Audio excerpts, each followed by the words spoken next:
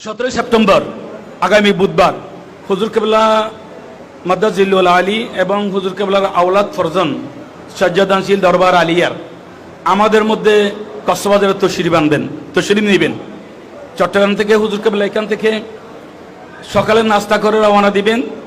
আলহামদুলিল্লাহ জুহুর ওইখানে নামাজ পড়াবেন এবং ওইখানে লাঞ্চ করবেন। 17 তারিখ বুধবার আমাদের মাদ্রাসা সালনা জলসা।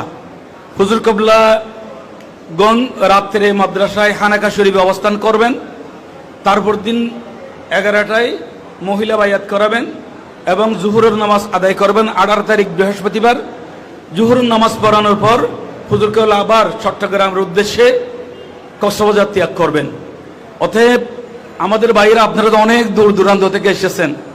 আমি আমাদের মাদ্রাসা গভর্নিং বডির পক্ষ থেকে, জেলা গৌসিয়া কমিটির পক্ষ থেকে, আশিকিন মুহব্বিনের পক্ষ থেকে আপনাদের প্রতি দাওয়াত দিচ্ছি।